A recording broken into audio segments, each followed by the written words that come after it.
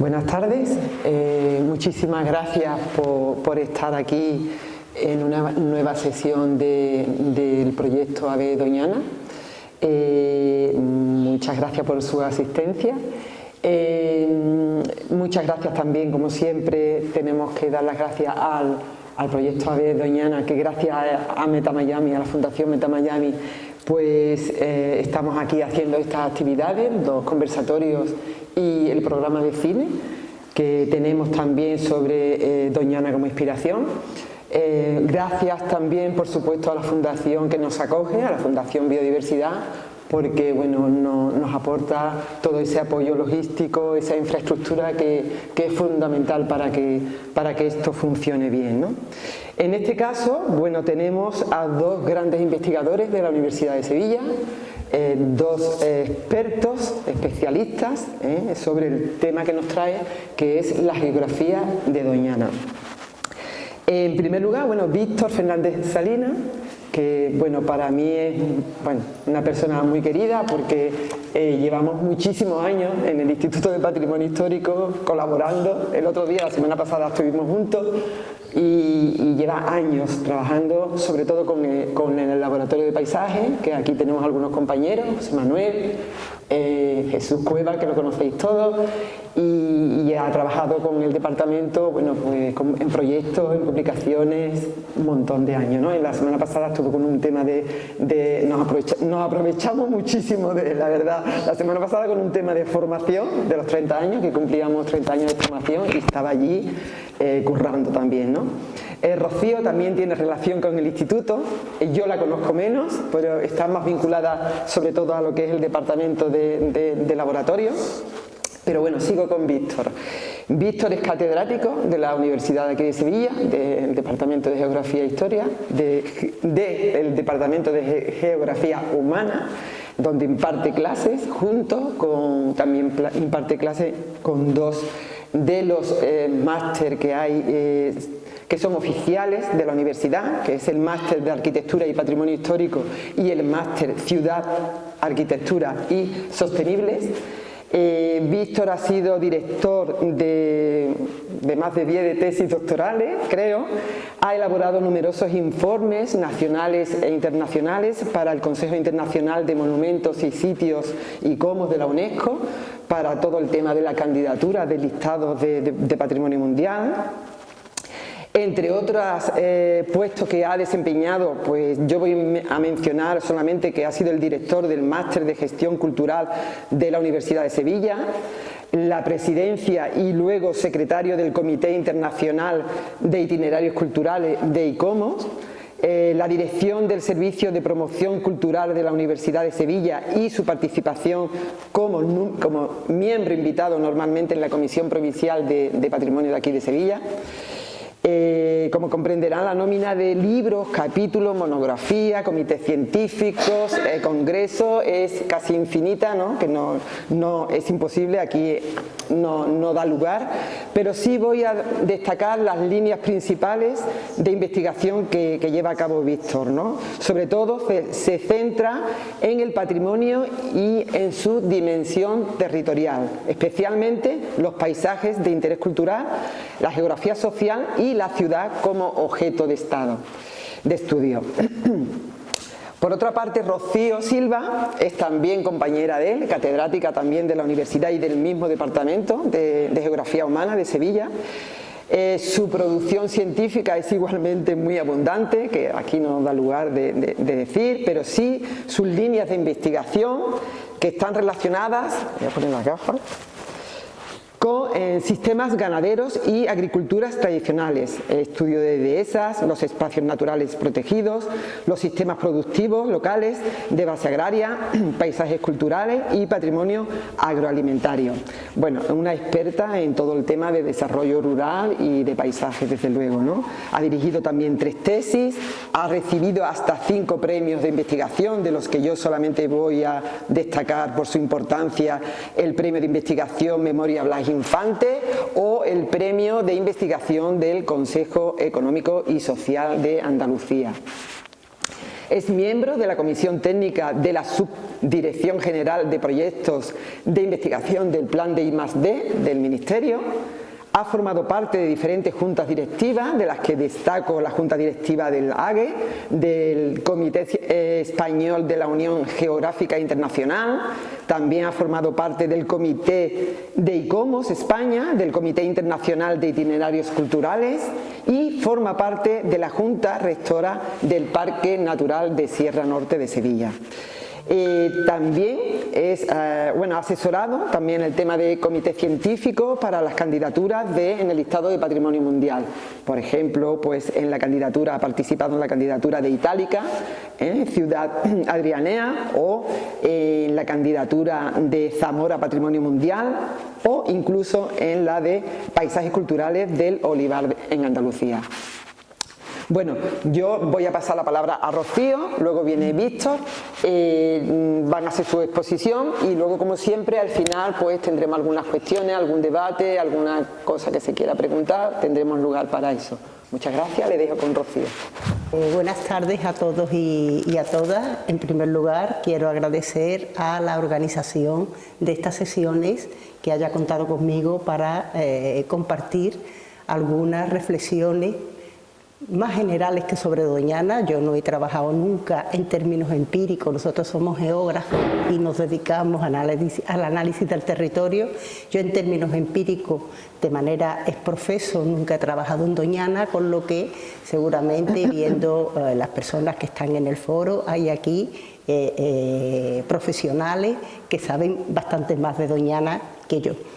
No sabía muy bien cómo titular esta intervención y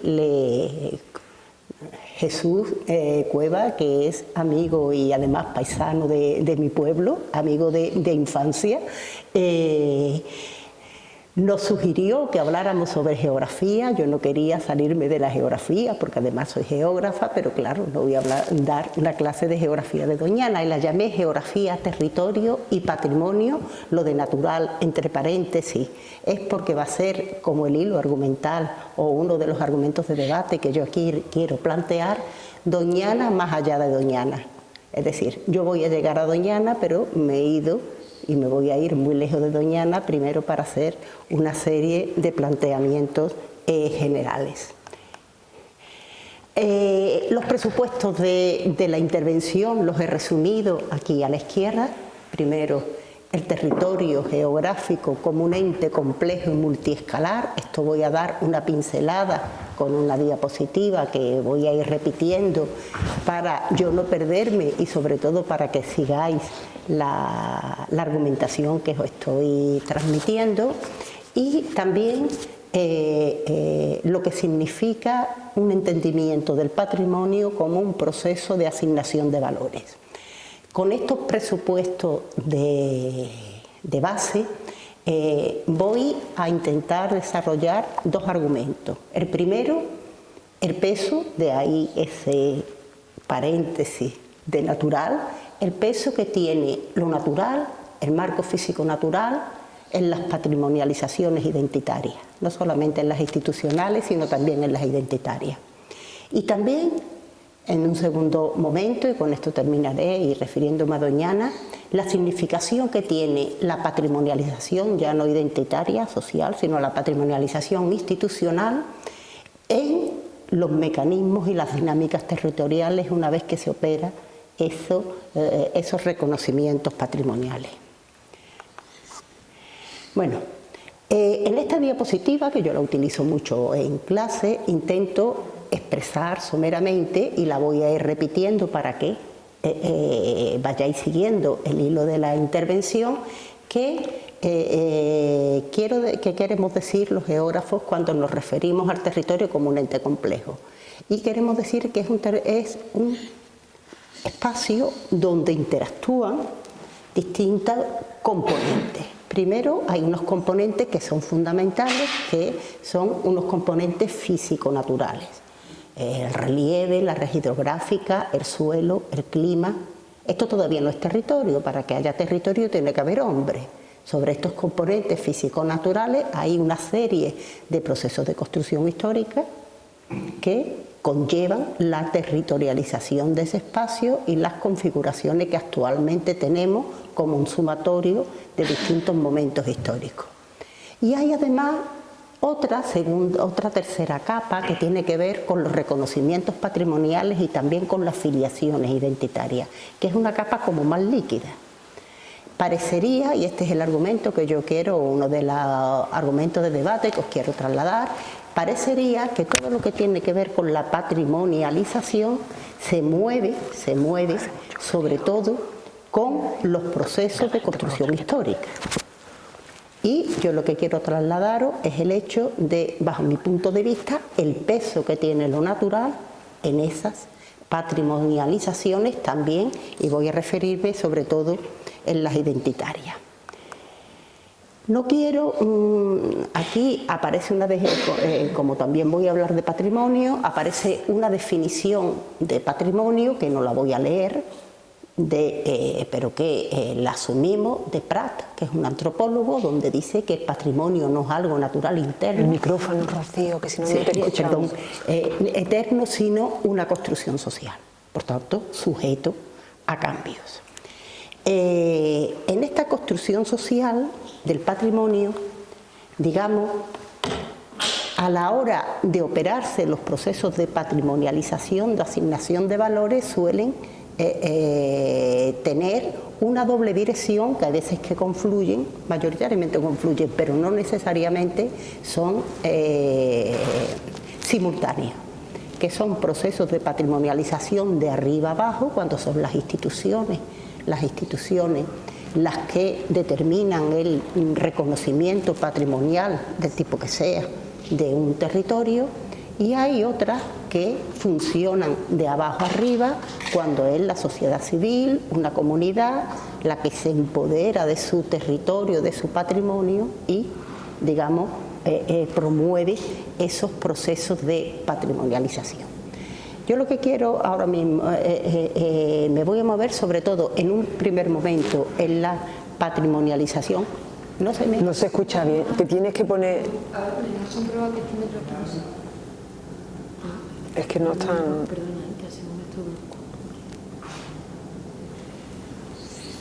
No. Lo siento, un segundo, porque esto no lo controlo yo. Bueno, no pasa nada. Esperamos entonces, ¿no? Bueno, o seguimos. Yo no tengo la voz muy alta, pero lo siento. No. Eso es un tema de que lo tiene que gestionar la persona que está allí. Yo continúo. Sí, bueno. Continúo, espero que intento un poquito más fuerte, aunque en principio no tengo la voz muy potente. Os decía que me voy a mover primero por esta patrimonialización identitaria y plantearos algunos ejemplos del peso que tiene lo natural en las patrimonializaciones identitarias. Y después voy a terminar en la patrimonialización institucional, me voy a ir acercando a Doñana, es decir, no voy a evadir, obviamente, el motivo, la temática de esta sesión. Y la significación que tiene la patrimonialización institucional en las dinámicas y los cambios territoriales. Bueno, quizá vuelva a esta diapositiva, pero de momento me la voy a saltar. Disculpad. Un primer ejemplo que me apetece siempre, porque para mí fue muy ilustrativo, que ejemplifica el peso que tiene el marco físico en las construcciones identitarias. Estas fotografías que están ahí, pues lo que expresan mayoritariamente son si veis arriba, los paisajes del Ágave, que son paisajes culturales del tequila en México, donde tuve la oportunidad de ir hace, ya no me acuerdo, 5, 6, 7 años, ya no lo recuerdo bien.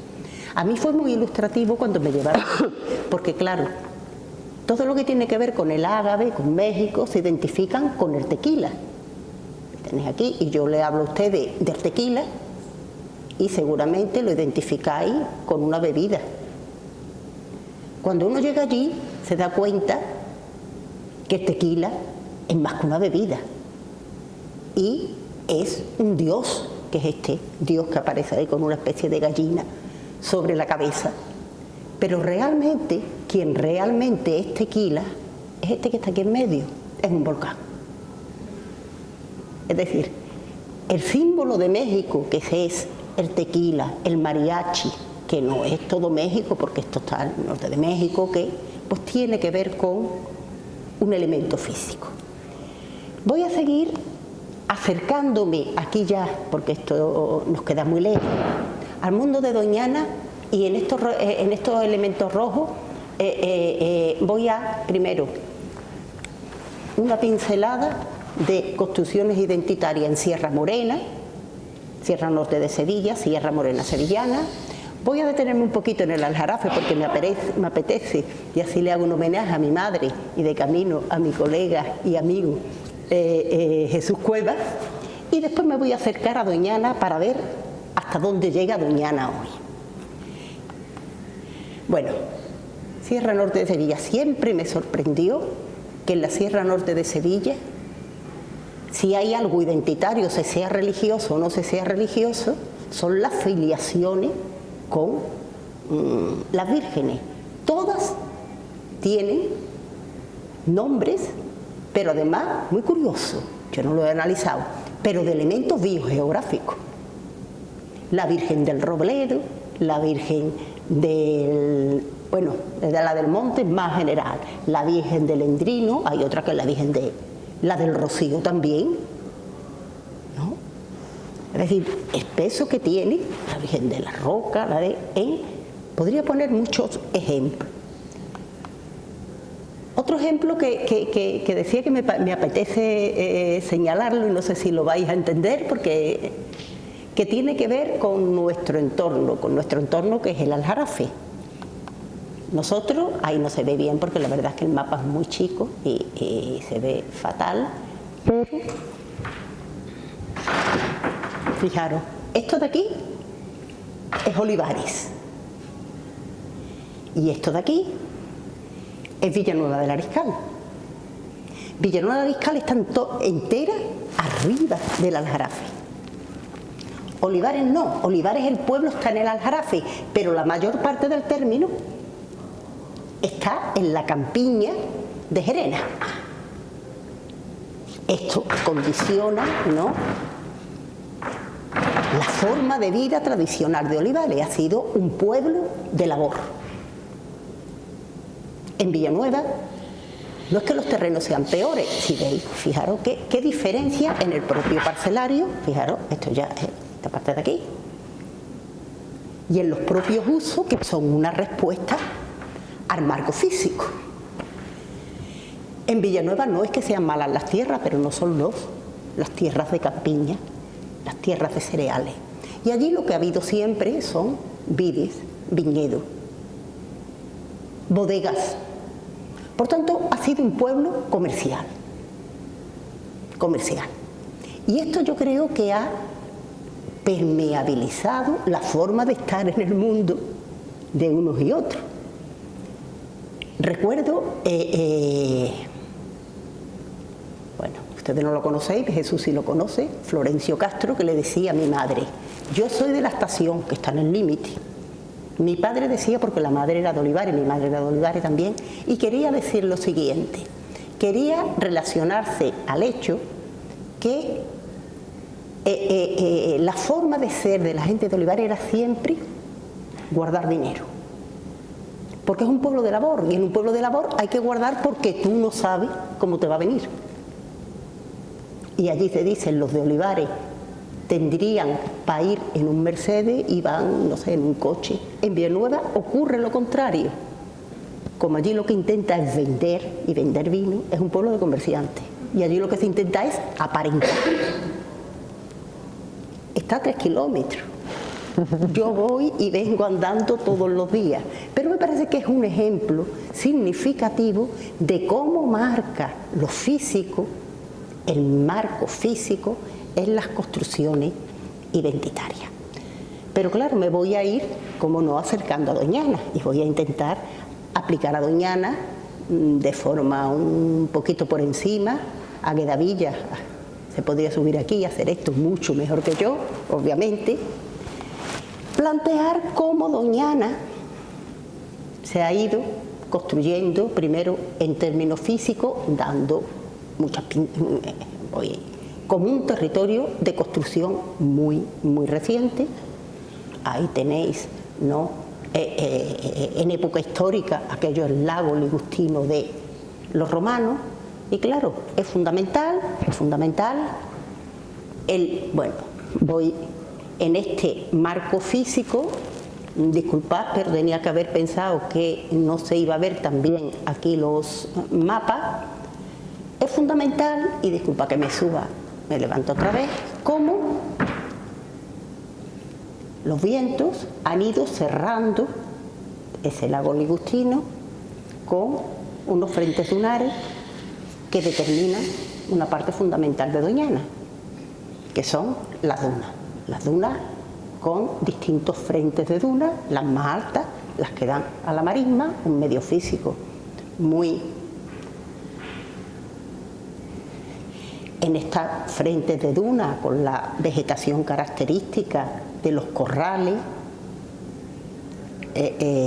los campos de cruces, que son los pinos cuando ya se lo han engullido. No sé si hay algunas fotografías por aquí. En esta zona de aquí, en la de la zona... Creo, ¿no? Allí. Aquello es... Creo. He querido No esto de aquí. Los campos, los corrales, el avance dunar, y es uno de los sistemas fundamentales, unos 30 kilómetros entre Matalascañas y San Lucas de Barrameda. Por otra parte, junto a las dunas fijas o aledañas, las dunas fijas, lo que le llaman los cotos, zona de vegetación arbustiva. Pero lo fundamental es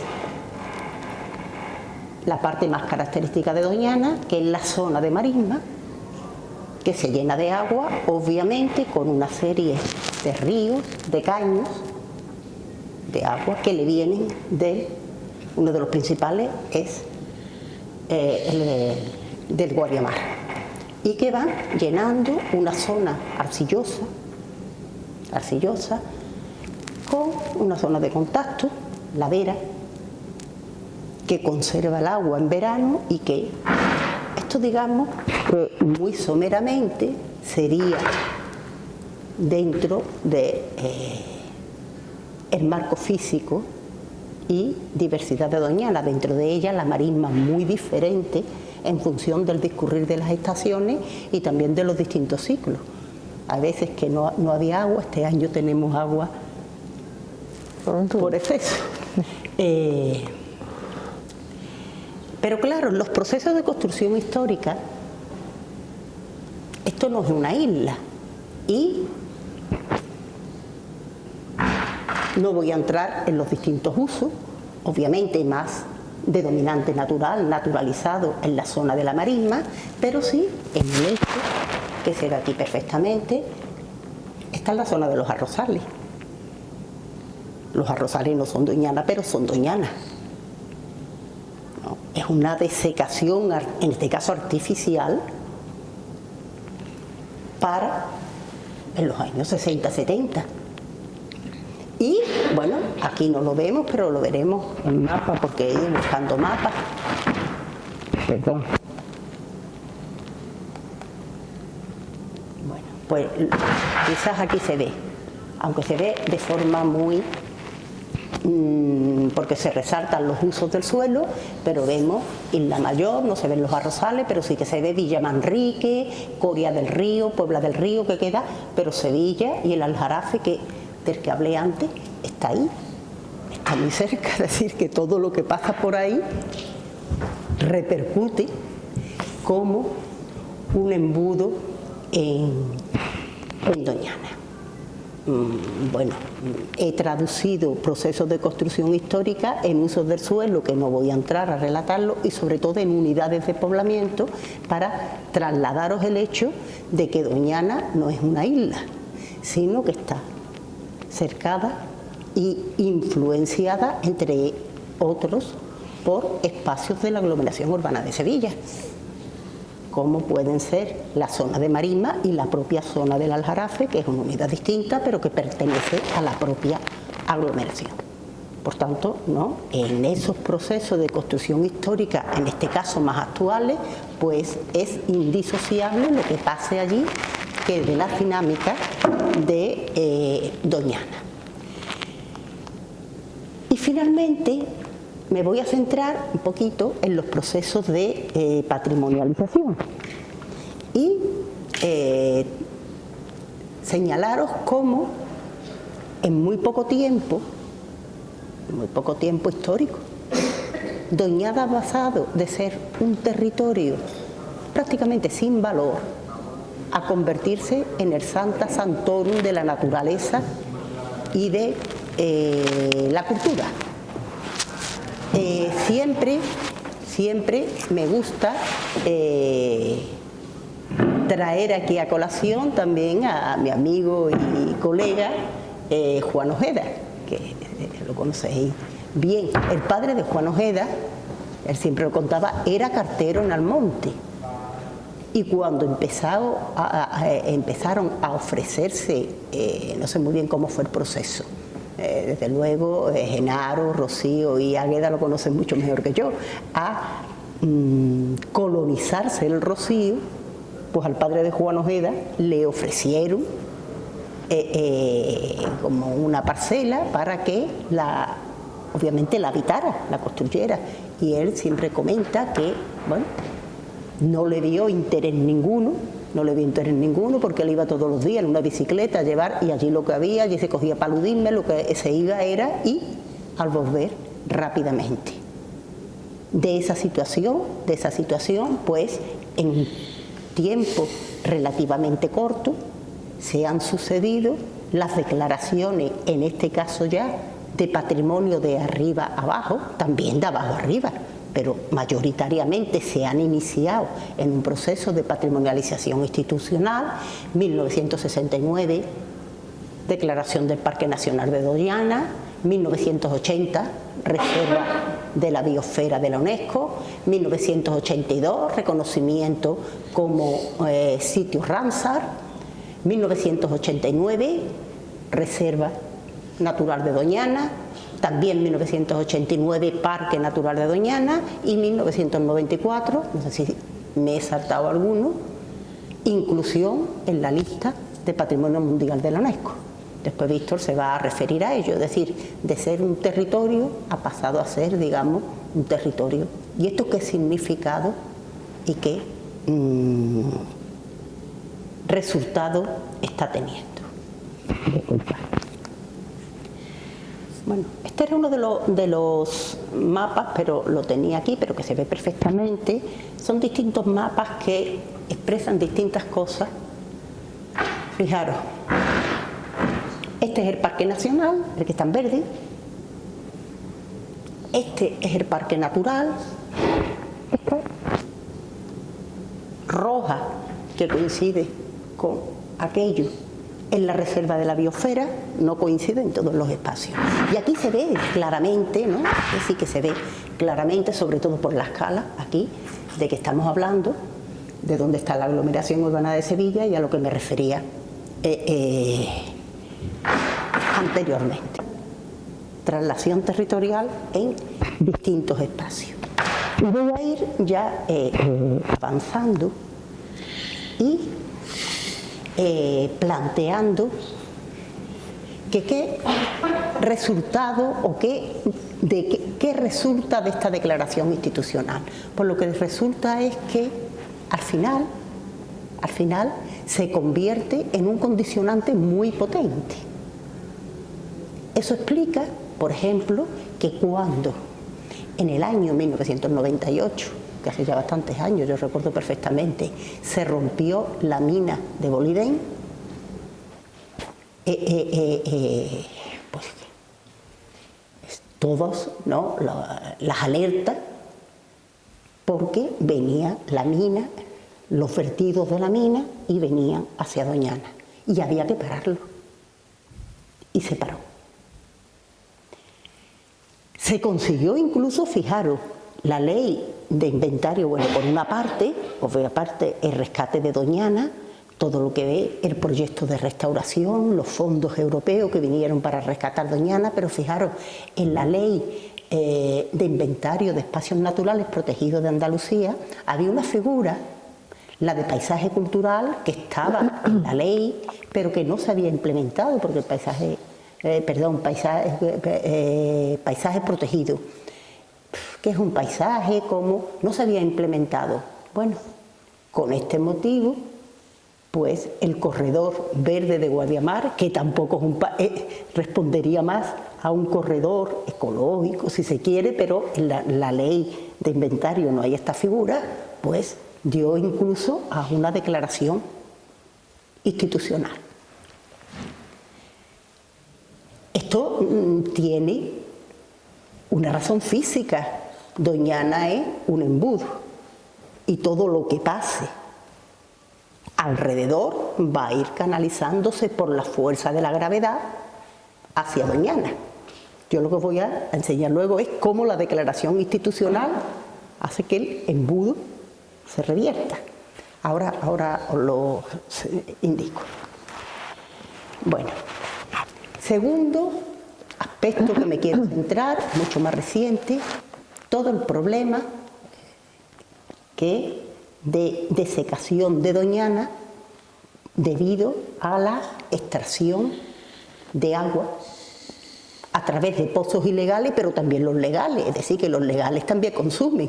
Lo que pasa es que los que se persiguen obviamente son aquellos que no tienen una concesión administrativa. Habría que ver lo que son unos u otros, pero los otros ya están ahí. Esto también ha llevado a, otra vez, que todas las alarmas, Doñana se seca. Incluso, bueno, aquí tenéis una serie de respuestas, de alarmas, se habilita, bueno, UNESCO, tanto a través de la Convención del Patrimonio Mundial, con la lista en peligro, como a través de la Unión Internacional de Conservación de la Naturaleza, por su carácter de reserva de la biosfera, pues empiezan a amenazar. Esto, digamos, etiquetas patrimoniales del más alto nivel se pueden perder. Y entonces se ha puesto mucho dinero para que eso no ocurra. El inicio de esta iniciativa. ¿Eh? En realidad es el inicio de todo este proyecto que estamos desarrollando, la ocupación por la... Pues, no, básicamente, ¿cómo se ha puesto? Pues lo que se ha puesto es intentando incentivar, que no obligar, con algunas obligaciones, obviamente, los que no son legales, pues controlarlos, los que son legales, intentando que, básicamente, bueno, tenemos alrededor toda la fresa que se canaliza hacia Doñana, pero en el propio, es decir, el foco se ha puesto en el parque y en el territorio protegido, con los pozos legales o ilegales, dedicados mayoritariamente a arándanos, como si lo que estuviera fuera no repercutiera, dada la condición de embudo de Doñana. Es decir, la fresa, eso nadie lo discute, ni lo vamos a discutir, porque es un elemento importante de generación de empleo y de crecimiento, también, si se quiere, incluso de carácter identitario de el entorno de Doñana. Pero se ha puesto el foco en el centro, y en ese centro pues se ha incentivado con ayudas que van 70.000 euros hectárea año, es decir, que al cabo de los años es un dinero para incentivar, digamos, la renaturalización de Doñana. Es verdad que diapositiva de aquí, que no le veo, pero que será 2020, es decir, 2030, que esto es futuro. Un estudio advierte de la desaparición de las marismas de Doñana en el intervalo de 42 a 189 años. Es decir, que aún con eso no se ha solucionado el problema. Pero este de aquí, que no le veo la fecha, este lo cogí el otro día. La fecha es, este es de febrero, después de llover, porque dice, bueno, es que este estudio a lo mejor dice, las lluvias revitalizan Doñana, pero las lagunas siguen el riesgo de sobreexplotación del acuífero. Es decir, que este año haya caído porque el clima mediterráneo es de esa manera, no significa que el problema está resuelto. Pero yo, para terminar, un momentito, porque me dice que es el último. ¿Dos o tres? Pues en principio yo he traspasado todas las. No hay, si sale que es la última, no sé. Pues no se habrán colgado bien. Bueno, pues yo os lo cuento. Traía el mapa y traía que lo veáis, que era, eso sí, pero vamos a ver. Me voy a situar aquí, traía el mapa, pero os lo cuento, que es, no.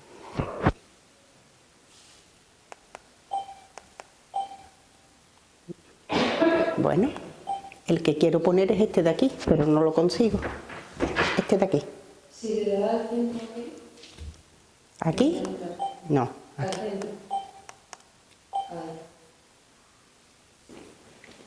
Me está poniendo ese, el anterior. Que le tengo que dar OK cada vez que paso. Bueno. Me voy a venir aquí. Claro, se explicaría lo de Doñana y lo que ha pasado. Doñana es un embudo. Y siento no tener las últimas diapositivas, pero os la paso porque están en la intervención. Estamos desarrollando ahora un segundo proyecto de agroalimentación territorializada, y en el proyecto anterior hicimos un documental, que os lo puedo pasar el documental, y sobrevolamos con unos drones, que se ve el territorio de otra manera, toda la zona de la Sierra Norte de Sevilla, de la Sierra de Huelva. Cuando llegamos por aquí, al lado de la ciudad romana de Turóbriga, al norte de Aroche, y tenía el mapa con el parcelario, que tuve el parcelario de que me había pasado el señor que había hecho lo de los drones. ¿Esto qué es? Y después con la fotografía, y sabéis lo que eran y lo que son, invernaderos de arándanos. De arándanos. Es decir, los arándanos de Doñana se están yendo a las puertas de la ciudad romana de Turóbriga. Allí está el Chanza, allí hay agua, y hay una cosa fundamental, que lo tenía en la red de espacios naturales protegidos. Si vemos la provincia de Huelva, tenemos, aquí está, una mancha, Sierra de Aracena y Picos de Aroche, Parque Natural, Paraje Natural, Ribera de Anoche y Peña del Aserrador, y aquí hay un huequito que no es espacio natural protegido, ni está en el Parque Natural Sierra de Aracena, ni está en los parajes naturales, ni tiene ninguna figura, ni está en la reserva de la biosfera de esa de Sierra Morena, que integra al Parque Natural. Está desprovista de sistemas de protección y permite, por eso la potencia que tiene, primero, lo natural en creación de referentes identitarios, y una vez que se institucionaliza en, digamos, incentivar todo Doñana y los rescates de Doñana, o desactivar modelos territoriales. Y en el caso de Doñana, obviamente ya Doñana ha dejado de ser un embudo porque el efecto Doñana está llegando y está en las puertas de la ciudad romana de Turóbriga. Siento mucho que se hayan perdido, no sé por qué lo que ha pasado, lo mismo el problema ha sido mío. Las últimas diapositivas, porque era el camino de la batida del dron, donde se ve ese parcelario, que digo yo, madre mía, ¿esto qué es? ¿Esto es qué es aquí en medio de Sierra Morena y en los llanos de la belleza? ¿Qué es esto? Y bueno, pues sí, pues son los invernaderos de arándanos, y además la gente está encantada porque está creando puestos de trabajo y está dando empleo en una zona marginal donde, y que, bueno, con esto termino, espero que os haya sido de interés los planteamientos. Gracias.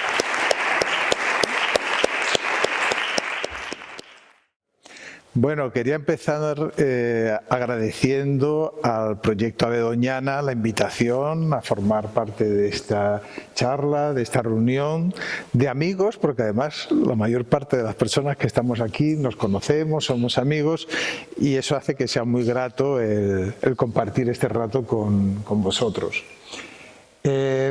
Cuando nos comentaron hablar desde la perspectiva geográfica de Doñana, pues bueno, Rocío y yo nos hablamos para no pisarnos. Ella y yo estamos muy acostumbrados a trabajar en común, a hacer exposiciones en común. Entonces optamos porque ella diera, como habéis visto, pues esa visión más general, más amplia, y yo me iba a centrar en una lectura más cercana a la UNESCO, algo más específico. Vamos, yo parto de Doñana, vamos a la UNESCO y al final volvemos al paisaje como si fuera una cuestión de ida y vuelta, volvemos al final a Doñana. Pero la idea es hacer alguna reflexión sobre lo que ha pasado, lo que está pasando con relación a este territorio tan complejo desde la perspectiva del organismo que desde la escala internacional tiene un mayor reconocimiento, ¿no? La lista del Patrimonio Mundial es una lista de mucho prestigio y ahí está Doñana. Aunque no se la reconoce mucho como tal. Todo el mundo sabe que la Catedral de Sevilla, el Alcázar, el Archivo de Indias está en la lista del Patrimonio Mundial, que lo está la Mezquita Catedral de Córdoba y la Judería, en fin. Pero Doñana tiene como es patrimonio natural, parece que tiene una lógica distinta. Es como si no fuera lo mismo que la Alhambra de Granada y el Albaicín, cuando a efectos de la UNESCO efectivamente lo es. Después, además, a mí me interesaba entrar aquí por sensaciones que tienen que ver además con la lectura del paisaje, porque como señalaba antes Rocío, cuando entramos en el patrimonio entramos por dos vías, entramos o por la vía institucional y académica, en la que nos sentimos normalmente más cómodos, porque la universidad es fundamentalmente eso, pero luego el patrimonio es sobre todo también una entrada por la parte de la base social, de la emoción, de la experiencia personal, de la parte identitaria. Y no se puede obviar ninguna de esas dos vías, porque si no estaríamos planteando una visión parcial del patrimonio. Y luego, cuando estamos hablando del paisaje, también es muy importante las perspectivas de las percepciones, ¿no? De hecho, ya lo sabemos que el convenio del Consejo Europeo sobre el Paisaje ya plantea una definición que parte de la percepción del territorio. Y yo desde siempre, desde las primeras veces que yo visité Doñana, siempre tenía una especie de aproximación a un espacio raro, extraño. Yo lo llamo aquí una dimensión telúrica, ¿no?, de Doñana. Porque yo sentía que este es uno de los lugares en los que la energía interna de la Tierra se adivinan, sobre todo en lo que no se ve. Más allá de lo que se ve hay algo, ¿no?, que tiene que ver con esa fuerza interna y que no es directamente perceptible, pero que es parte muy importante del carácter de Doñana y que no es fácil, obviamente, de definir. La esencia de esto, a su vez, explicaría mucho mejor a través de las leyes que organizan el universo y su mística, ¿no?, me atrevo a decir, que con cada uno de los elementos que de forma individual o incluso interrelacionada componen este territorio. En la UNESCO se está más bien en esta línea, en la UNESCO y en muchos estudios académicos. Pero yo creo que hay una serie de elementos en los que no puedo entrar por desconocimiento, porque obviamente requerirían unos trabajos mucho más profundos, pero que conectan claramente esas leyes generales, universales, ¿no?, las del universo, con la entidad de Doñana. Y además esa perspectiva extraña, ¿no?, misteriosa, está en las obras de los artistas, de las personas que han escrito literatura, está en obras de cine, ¿no? La película de La isla mínima no sería la misma película si hubiera estado rodada en La Mancha o en la Ría de Arosa. Sería otra cosa, tendría también otros elementos sin duda atractivos, pero esa dimensión telúrica, insisto, la da este espacio, que combina muy bien con ese ambiente un poco onírico en ocasiones o un poco extraño.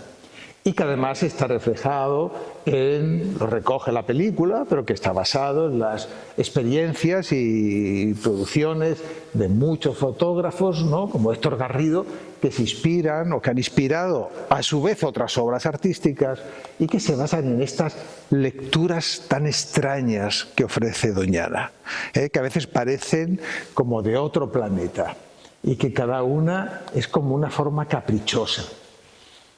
Incluso cuando nos acercamos en Google Earth, que es mucho más prosaico, no tiene la lectura de una artista, ¿no?, o de una literata detrás, o de una obra poética, pero inmediatamente también reconocemos esas geometrías extrañas, esos haces, esas convergencias extrañas que aparecen en el territorio, esas lógicas que, bueno, cuando uno lo conoce y tiene un conocimiento, digamos, mucho más profundo, pues sabe a qué usos, a qué origen responde, pero que desde el aire adquiere otra lógica, ¿no? Desde la perspectiva del satélite adquieren otras lógicas. Todo esto nos permitiría, pues, estar sobrevolando este espacio de una forma casi, pues, no voy a decir poética solo, porque es más que es poética, pero también es algo más, pero que sin duda no se explica de una forma sencilla. Se ha escrito ríos de tinta sobre Doñana, entonces, claro, pretender ser original en esto, desde luego, es poco original, y más teniendo a personas, ¿no? Además tenemos aquí, yo que sé, Águeda entre el público, que conocen, que han escrito y conocen todo lo escrito, pero bueno, yo creo que todos coincidimos, tú lo has citado también, como Juan Francisco Ojeda, aunque en este caso es una obra con Leandro del Moral, otro compañero, dos compañeros. Juan Francisco es una de las personas que ha tenido una lectura más compleja de Doñana, que es lo interesante, porque muchas veces han hecho lecturas reduccionistas, que es a lo que yo voy después con la UNESCO, ¿no? Como determinadas instancias al final no terminan calando en todas las dimensiones de un determinado bien. Dicen Juan Francisco y Leandro, cuando se habla del mundo de Doñana, debe pensarse siempre en un espacio caracterizado por la complejidad, el dinamismo y la conflictividad. La conflictividad está en la base de cualquier descripción, de cualquier análisis. Y además ellos, lo que está en amarillo, lo ponen ellos en negrita. Tales caracteres se sostienen en su propia condición de territorio híbrido, engendrando un espacio de fronteras y de encuentros entre ecosistemas, economía, sociedad y culturas, y como territorio colonial y no acabado. Un territorio colonizado, pero que ni se ha acabado el territorio ni se ha acabado la colonización, ni en su configuración física, dunas que avanzan, marisma senescente, es una palabra tan bonita, senescente, que no la pude quitar, ni en su percepción económico-social. O sea, para ellos Doñana es la infinitud imperfecta. Yo resumiría esto, lo compondría en estas dos palabras. Doñana es como algo infinito e imperfecto en esa infinitud. Al mismo tiempo ellos hablan de que las limitaciones en Doñana se han convertido en recursos. De hecho, tú ya estabas apuntando a ello antes, Pero también es verdad que el recurso también se ha convertido en una limitación, en una importante limitación.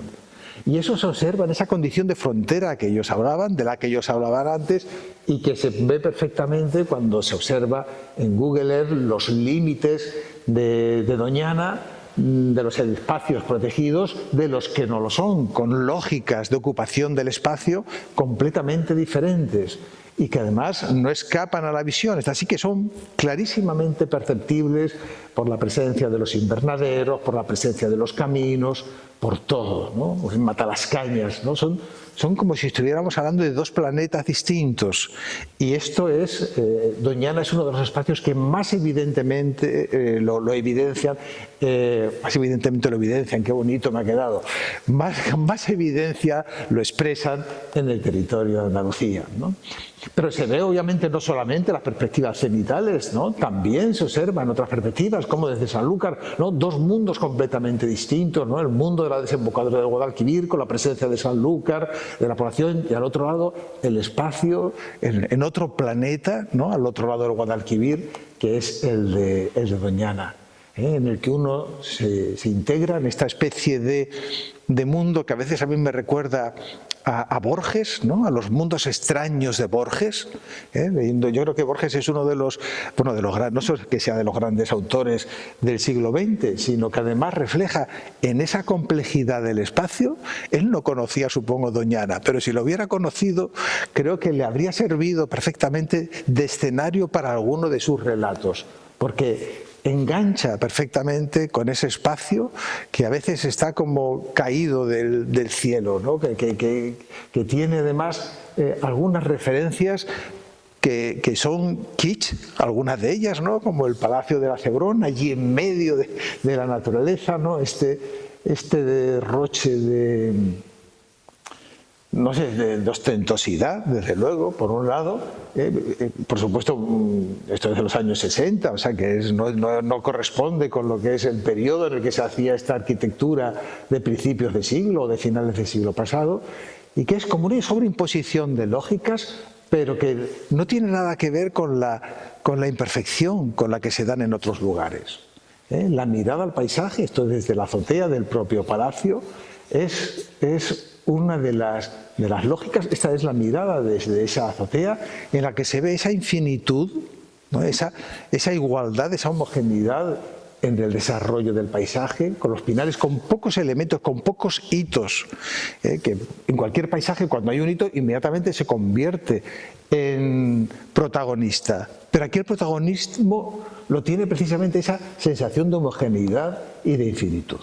Aparte de todo lo que ya había comentado anteriormente Rocío, en el año 94 llega la Declaración del Patrimonio Mundial. Llega la UNESCO y España llevaba colocando sitios en la lista desde los últimos años 70, 78, 79, sobre todo ya los 80, y el Parque Nacional de Doñana pues entra en la lista y se traduce al lenguaje de la UNESCO, ¿no? Algunas de estas cuestiones que yo adelantaba y que yo simplemente hago una pequeña alusión porque no da tiempo a profundizar mucho, pero nos vamos a otro lenguaje que está en esa visión más institucional y en la que el Parque Nacional de Doñana está situado en Andalucía. El Parque de Doñana ocupa la margen derecha del estuario del río Guadalquivir, cerca de su desembocadura en el Atlántico. Es notable por la gran variedad de sus biotopos, lagunas, marismas, matorrales, monte bajo, mediterráneo, y dunas móviles y fijas. Es el hábitat de 5 especies de aves. En fin, este es el lenguaje de la UNESCO,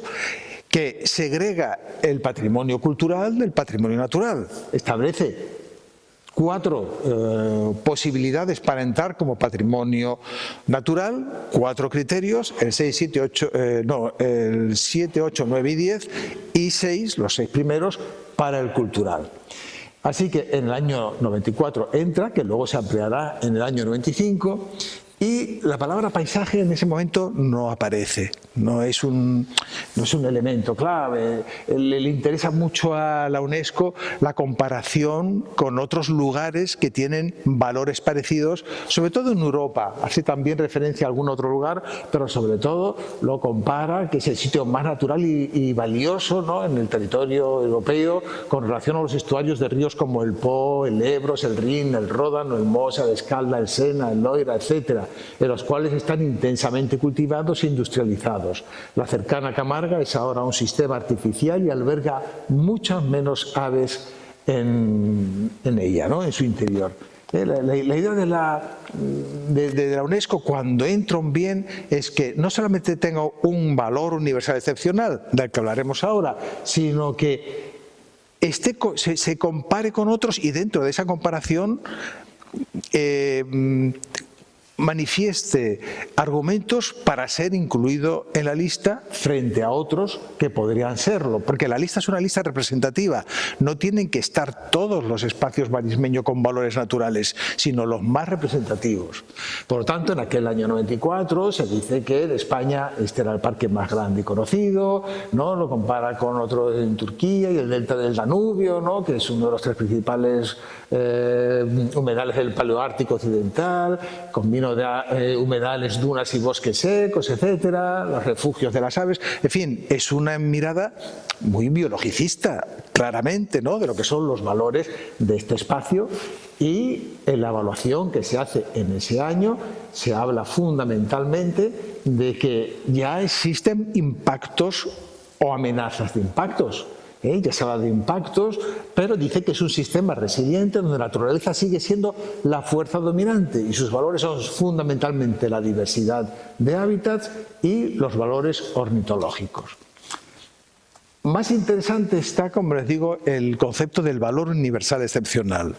Para entrar a la lista del patrimonio mundial es lo que hay que acreditar. El valor universal excepcional es un valor que trasciende las fronteras donde está un bien, un sitio patrimonio mundial, que además pasa a ser compromiso del Estado parte. Son los Estados partes los que firman el convenio o la Convención del Patrimonio Mundial y son los responsables. Luego nosotros tenemos nuestro lío administrativo de que está la Junta de Andalucía, por un lado, con lo que son las competencias en materia de patrimonio natural y cultural, pero ante la UNESCO, Andalucía no es nada. Es el Estado parte, es España, es el gobierno español. Bien, pues ese valor universal que trasciende las fronteras y que estaría enlazado con lo que se señalaba antes, está sobre todo en que hay un largo estuario del río con 38 kilómetros de playas vírgenes, bordeadas de dunas fijas y móviles, las más importantes de Europa, ¿no?, bosques de coníferas y encinas y matorrales, lagunas, marismas y turberas. Todo esto, la calidad que tienen estos lugares, son los que lo hacen, los que la acreditan como bien que puede estar en la lista del patrimonio mundial y que además en el caso de Doñana cumple 3 criterios. Hay 4 criterios naturales para entrar en la UNESCO y en Doñana se cumplen 3. El primero es curioso, porque estamos hablando, como ven, de conceptos muy relacionados con lo biológico, pero el criterio número 7, el primero dice: posee una belleza excepcional y paisajes solitarios de naturaleza virgen. Estamos ante cuestiones que no son ya solo naturales. La idea de la belleza es un concepto absolutamente cultural. Es más, podemos hablar de que las distintas culturas tenemos distintos conceptos de belleza. Por eso la UNESCO, el lenguaje de la UNESCO en muchas ocasiones es contradictorio, porque intenta separar, intenta establecer conceptos más o menos claros para que luego los bienes entren en la lista de una forma más o menos nítida, pero luego incorpora a su vez algunos aspectos no tan claros, ¿no? Un paisaje solitario es más que un paisaje en el que no hay personas. ¿Qué es un paisaje solitario? Es también un concepto cultural. La soledad es un sentimiento humano. Entonces, ya el primero lo que plantean es de este tipo. El 9 ya es más ortodoxo con la biología, ¿no? Dice que es un ejemplo de procesos geológicos del Pleistoceno, contiene la última zona de marismas del Guadalquivir no alterada por la agricultura, los sistemas de dunas móviles son de los más grandes de Europa, en fin, esto es del que podría esperarse. Y el 10 habla también de que alberga una gran diversidad de flora y fauna, ¿no? Y que es un punto clave en las rutas migratorias, norte, sur, etcétera, cuestiones que ya son sabidas. Y estos son los 3 elementos o los 3 criterios por los que el bien entra en la lista. También hace una relación de lo que es la integridad. Para entrar en la lista del patrimonio mundial hay que mantener una cierta integridad, es decir, que el bien esté representado, el sitio tenga partes lo suficientemente potentes como para manifestar toda la grandeza de ese valor universal excepcional, no que esté fragmentado o que haya perdido una parte importante. En el caso de Doñana se habla de que lo más importante de la integridad es su integridad hidrológica. Desde el principio es como un concepto clave. Y ya se habla además de la integridad, más de que en positivo se ponen los riesgos por un lado, ¿no? Los riesgos externos que tiene por las amenazas que vienen de fuera, ¿no? Las prácticas agrícolas, etcétera. La conectividad porque es necesario hacer corredores o fomentar los corredores o incrementarlos, ¿no? Las infraestructuras, tratar de contener las carreteras.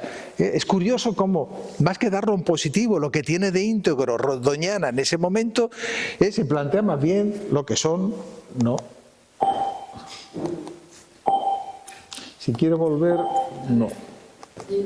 Es que le he dado donde no debía. Ahí, ya. Ajá, muchas gracias. Y de hecho, cuando habla de los requisitos de protección y gestión, vuelve un poco a lo mismo. Estamos hablando del año 94, que han pasado 32 años de esto, o sea que no son problemas, por lo tanto, que aparezcan nuevos. El desafío hídrico, los problemas con los acuíferos, la prevención de los accidentes, la gestión de especies, todas estas son cuestiones, aunque el lince entonces era todavía, durante aquellos años y lo siguiente, fue uno de los elementos clave cuando se hablaba de Doñana, pero este tipo de cuestiones ya estaba presente hace 32 años. Se hace una delimitación de 50.720 hectáreas, sin entorno de protección, sin buffer zone, como se suele llamar. Normalmente los bienes que entran en la lista, además de la zona clasificada en sí, tienen un ámbito de protección que se llama buffer zone. Al principio no lo tenían, la Catedral, Archivo y Alcázar no lo tenían aquí en Sevilla, pero se les puso en 2010. Bueno, se les puso por los problemas cuando se estaba construyendo la Torre Pelli. Aquí no se puso en el año 94 y se mantuvieron esos límites que van bordeando Matalascañas, van bordeando el Rocío, ¿no? La aldea. Esta es lo que es la declaración original. Y en 2005, 11 años después, se hace una ampliación, de manera que las 50.700 hectáreas pasan a 54.200. Con esas 3 ampliaciones, no las 3 iguales, pero en fin, se plantea una visión un poquito más amplia. De cualquier manera, desde el principio, para la UNESCO, Doñana ha sido, y perdone la expresión, una patata caliente. Y con todo lo que ha significado para esta institución internacional, no ha sido, en mi opinión, claro está, esto habría que hacer quizás un análisis más de la prensa y de los medios de comunicación más potente, pero en mi opinión los problemas con la UNESCO no han sido tan resaltados cuando se han señalado los problemas de Doñana como los de otras instituciones o los de asociaciones nacionales, etcétera, que con toda la razón han protestado y han llamado la atención.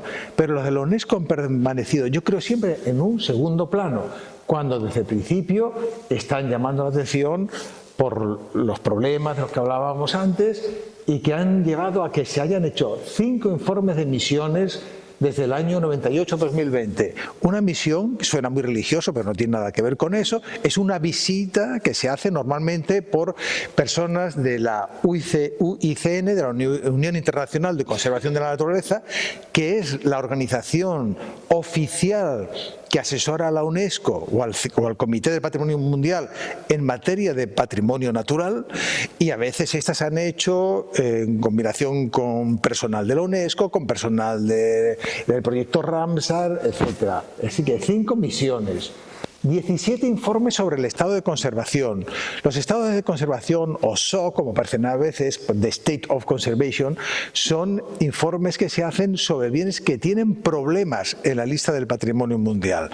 Aquí se han hecho 17 desde el año 94, no está mal. No hay en España ningún otro bien que haya tenido ni de lejos, y tenemos 50 en la lista, no hay ningún otro bien que ni de lejos haya tenido tantos problemas. El último informe de 2025. Y luego estos han sido también contrastados porque se le ha pedido al Estado parte, no a la Junta de Andalucía, aunque ha sido la que ha preparado todo lo que es la documentación, pero al gobierno español se le han pedido 8 informes. El último este año, porque se llevará al próximo Comité del Patrimonio Mundial, que se desarrollará en verano, pero que está ya en la plataforma desde hace unas semanas, que es el de 2026. El último informe es público y está en este lugar. Así que vemos, yo lo llamo impresionante, porque teniendo en cuenta lo que la UNESCO ha dedicado a otros bienes en otros sitios en España, esto solamente es comparable a lugares que están en guerra. A lugares en los que ha habido problemas bélicos, sociales, ahí sí que hay este tipo de trabajos continuos, ¿no? Bueno, también hay algún otro sitio natural que tiene un currículum parecido, pero llama la atención, ¿no? De hecho, el año pasado, en 2025, en la última resolución que se hizo, y de la que emana este informe que les digo que se ha colgado ayer, ¿qué se recuerda? Pues se habla de una forma, porque la UNESCO siempre, bueno, en este caso el Comité del Patrimonio Mundial, es siempre un órgano muy contenido, muy diplomático. Intenta que cuando echa una bronca no parezca una bronca, sino que sea pues algo de sugerencia, se insta, estamos preocupados. Se acoge con satisfacción algunas cosas, ¿no? Por ejemplo, algunas iniciativas como los cierres de algunos pozos ilegales, las suspensiones de algunas nuevas concesiones, etcétera. Eso le ha parecido bien, pero sigue estando muy preocupado porque 3 de las 5 grandes masas de aguas subterráneas siguen en un estado cuantitativo mediocre debido a la sobreexplotación constante. Es cierto que con las lluvias de todo este invierno haya podido cambiar esta situación, pero estamos hablando del verano pasado, que es cuando se hizo esta resolución. También nota con satisfacción cómo se toma con más seriedad el Estado español, que estamos hablando de la Junta de Andalucía, el sistema de indicadores para ver cómo evoluciona el lugar. Se acoge también con satisfacción cómo se ha cambiado la finca de la Veta de la Palma de acuicultura hacia una gestión más orientada a lo que es la biodiversidad del espacio. También, y ahora se lo voy a enseñar, se estaba hablando ya de hacer una zona de protección, una buffer zone, igual que lo tienen, igual que se le añadió a Sevilla en 2010 la buffer zone y a otros muchos lugares, se habla ya, hay un proyecto de protección, de espacio de protección de Doñana. Y se habla con satisfacción, pero se siguen lamentando de la lentitud en la forma de elaboración del modelo hidrológico y sobre todo cómo este va a encarar y va a adaptarse a lo que es el cambio climático. De hecho, el siguiente punto también tiene que ver con este retraso del programa para adaptarse al cambio climático. Son 2 puntos que básicamente hacen lo mismo. Después también la preocupación por el declive continuo de las poblaciones de aves acuáticas. También dicen que la información enviada sobre el asunto de la mina Los Frailes, que conocemos bien, porque es un asunto que sí sale muy a menudo en la prensa, ¿no? Bueno, en los últimos meses quizás un poco menos, pero que sí que lo tenemos más cercano, pues dicen que la información enviada a la UNESCO es insuficiente. O sea, todavía a estas alturas del año pasado, ya les digo que ahora se ha remitido más información, en este informe, que es muy completo y que les insto a que se saca de la página del Comité del Patrimonio Mundial, pueda cambiar alguna de estas iniciativas. Pero de hecho todavía tienen imágenes o una percepción negativa respecto al impacto ambiental de las decisiones que se hacen o que se toman sobre este espacio, en fin, y se habla de una forma suave, pero de la lista del Patrimonio Mundial en peligro. ¿Qué podría ser? Nunca ningún bien español ha entrado en la lista del Patrimonio Mundial en peligro, en la que hay pues unos 50 sitios del planeta. En España ha habido alguna amenaza, pero nunca.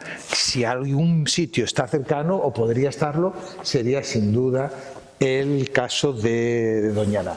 Y piden que antes del 1 de febrero se mandara un informe, que es el del que les estoy hablando. Esta es la ampliación. Esto es lo que se propone, que más o menos coincide con el ámbito que tú nos enseñabas antes de otras declaraciones de protección de los espacios cercanos a Doñana.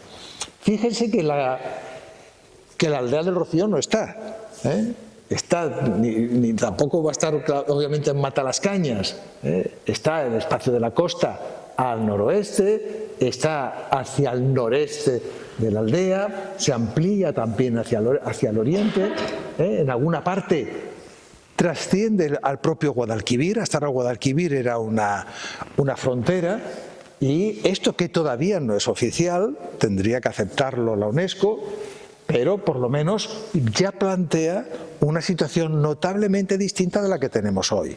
Porque una parte, no la más significativa, pero ya en estos lugares hay también pozos. Esto es una especie de zoom en esa zona para que la vean un poquito más detallada, en la que además, con la zona de protección, es de 74.200 hectáreas. La zona clasificada protegida son 54.000, y la de protección que se le añade con ese entorno buffer zone es mayor que la que está de la zona clasificada, son 74.000. Creo que esto planteará un ámbito distinto.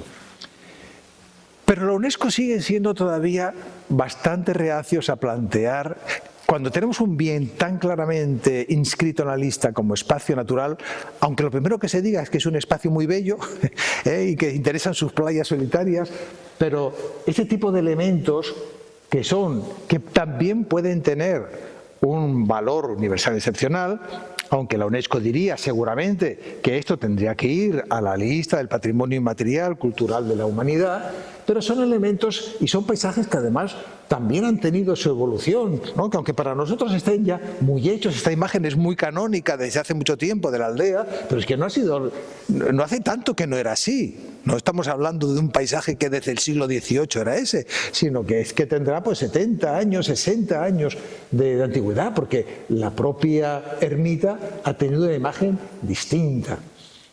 Con todo, por un lado, las compras de las fincas, la ampliación de Doñana, hay una especie de mayor optimismo, entiendo, a pesar de todas estas amenazas, que va transfiriéndose a la prensa, ¿no? Es la idea de recuperar el paraíso, si es que Doñana ha sido alguna vez un paraíso, que desde luego podríamos discutirlo, ¿no? Se habla ahora de la resurrección de Doñana, en parte gracias a las... ¿no? Desde luego, en la prensa todavía no se habla nada de la ampliación de la buffer zone, ni de esas cuestiones relacionadas con la UNESCO, que ya les digo, salen siempre por detrás. Y lo interesante es que siempre que de vez en cuando salen miradas nuevas, ¿no? Antes les comentaba la película de La Isla Mínima, pero bueno, el año pasado en el Festival de Málaga se presentó el de La Marisma, ¿no? En el que el paisaje y el paisanaje, ¿no? La parte cultural de Doñana adquiere mucho más importancia. Y esto es lo que debería reconocer la UNESCO. Vamos, en el fondo lo que yo creo es que La UNESCO debería reunir las listas del patrimonio mundial y las de las listas del patrimonio cultural inmaterial de la humanidad, porque al final revierten en muchos casos sobre los mismos lugares y es absurdo que las valoramos o que las valoremos de forma patrimonial de manera diferenciada. Esta es una imagen que dice mucho respecto a lo que es esa mirada desde la base social, ¿no? La que decíamos, ¿no? O se entra en el patrimonio por la parte académica o por la identitaria. Nada es más evidente que una pareja haciéndose las fotos de boda en Doñana, ¿no? Esto jamás habría pasado hace 60 años. Hubiera sido bastante, por todo lo que nos comentabas antes, ¿no? Del padre de Juan Ojeda. Este tipo de miradas es obviamente que además no es que ya las veamos nosotros, sino que las podemos encontrar, y hay empresas que hacen las posbodas en Doñana. Es decir, que tú te casas y al cabo de unos días o de una semana vas y te haces el reportaje de boda en Doñana. Si estamos hablando de procesos de patrimonialización, que son lo verdaderamente importante, lo que tenemos que tener muy claro es que Doñana está en un punto clave. Ya hace mucho tiempo que dejó de ser simplemente... Bueno, es que nunca lo ha sido. Nunca lo ha sido solo un espacio de valores estrictamente naturales, sino que ha sido un espacio, como comentaban Juan Ojeda y Leandro del Moral, híbrido hasta los tuétanos. Y en los últimos años, estas cuestiones que van planteando miradas, ya cuando uno busca imágenes, ya no le aparece solo el lince, ¿no? Ahora podemos comprar imágenes de Doñana en las que vemos un fotógrafo en Doñana, alguien que está percibiendo, que está disfrutando Doñana. Es la mirada humana. Aquí están cambiando las cosas. Este proceso de patrimonialización ya está mucho más maduro respecto a los valores culturales que lo era hace unos años. De hecho, ya desde el propio Estado, desde el propio Ministerio, con el trasfondo de los planes nacionales, se está hablando del estudio sobre la participación de animales en el patrimonio cultural inmaterial de España. Y el lugar clave, ¿cuál es? Doñana. El estudio que aparece sobre la participación de animales en el patrimonio cultural inmaterial de España es del año 24 y está disponible en la página web, es fundamentalmente sobre Doñana. Son importantísimas estas lecturas de Doñana. Esta imagen, que la reconocerán los colegas del Instituto Andaluz del Patrimonio Histórico, es el registro de paisajes de interés cultural de Andalucía, que de momento no es nada, claro que es algo, es muchísimo, es no solamente una lectura a los paisajes culturales de Andalucía, me refiero desde el punto de vista de la protección, pero que si todo va bien, si la ley va en la línea de reconocer los paisajes culturales como una tipología específica de bien de interés cultural inmueble, se supone que los 116 primeros que se hagan serán estos más B segura, ¿no? Que ahora se ha añadido por iniciativa popular. Bien, pues en este ámbito, en la zona de Doñana, se identifican 3 paisajes de interés cultural. Uno de ellos, que es el paisaje de la desembocadura del Guadalquivir, a ambos lados. Otro sería el paisaje de la defensa litoral de Doñana, cada uno por distintos motivos, ¿no? En este caso es por los sistemas de seguridad, defensa de posición, ¿no? Los torreones, cada uno tiene su entrada, ¿no? Lo mismo que luego está el paisaje de la romería del Rocío, que entra y sale de lo que es la Doñana de la UNESCO, pero está claro que rompen las costuras de lo que es una mirada miope de Doñana. No es que quiera llamar miope a la gente que trabaja a la UNESCO, ni mucho menos, pero lo que está claro es que si en la propia UNESCO están cambiando las cosas respecto al patrimonio natural, eso tiene que tener en Doñana, o debería tener en Doñana, uno de los primeros campos de experimentación, ¿no?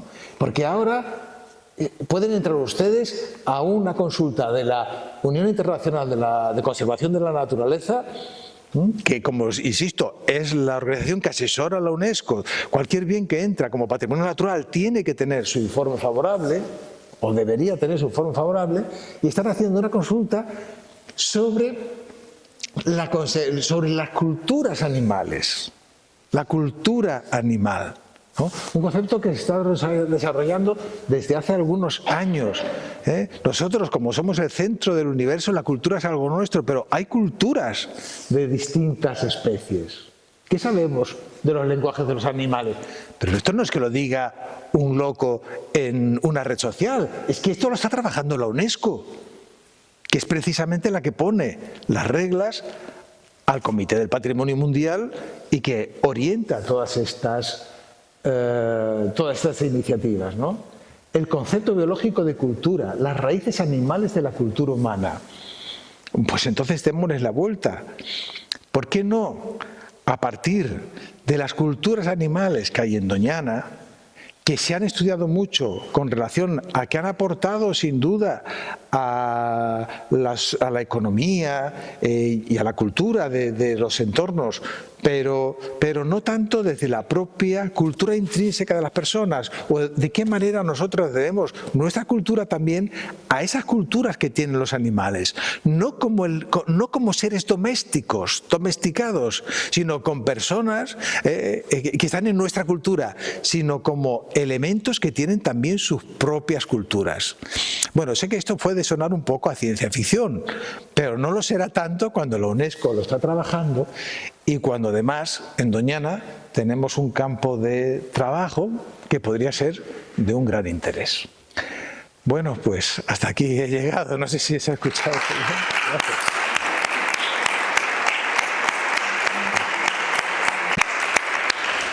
Bueno, muchas gracias, Víctor, muchas gracias, Rocío. No sé si ahora tenemos una cuestión, una pregunta que yo quisiera preguntar. Aquí, Antonio. Vamos a hacer una cosa. A fin de eso, de tratar de que esto pueda quedar grabado lo mejor posible, ya que hoy el soporte técnico, voy a dar este micrófono en vez del otro que va a la grabación en YouTube, de manera que se graben también las preguntas.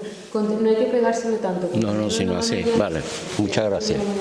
El sabio Castroviejo dijo aquí que el problema de Doñana había sido que hay muchísima normativa, pero no se ha cumplido ni se cumple. Es decir, lo del problema de los acuíferos, hay por ahí un informe que dice que a pesar de que hubiera un año muy húmedo como el que hemos tenido, el declive del acuífero seguiría. O sea, ha sido tanto el deterioro que es muy difícil que se reponga el acuífero así de buena primera, ¿no? Tardará más años, me imagino, no sé, ojalá. Luego después lo que ha citado usted ahí a un fotógrafo y ha citado a la película de Isla Mínima, ¿no? Pero el leitmotiv de Isla Mínima es Atin Aya, un fotógrafo otro fundamental, extraordinario, que vivió aquello, vamos, que se iba allí a vivir prácticamente, vamos. Tiene una colección de fotografías, malogrado desgraciadamente joven, ¿no? Pero que ese ha sido el leitmotiv de todo esto. Y me ha llamado la atención también lo que ha dicho Rocío de lo de los arándanos, ¿no? Los arándanos ahora mismo, lo que se está en España es importando muchos arándanos de Chile. Y me resulta curioso que se esté... Y si los arándanos necesitan tanta agua como el aguacate, pues vamos aviados, ¿no? O sea, porque los arándanos, la explotación se está haciendo en Doñana, ¿no? ¿No?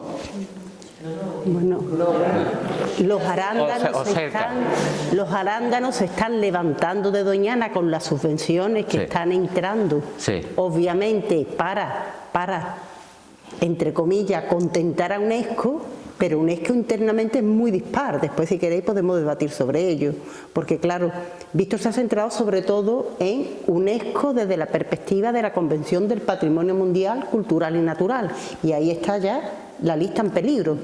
Pero Doñana también es UNESCO desde otra vía, redundante, si se quiere, que también podemos entrar, ¿no? Que tiene cierta redundancia.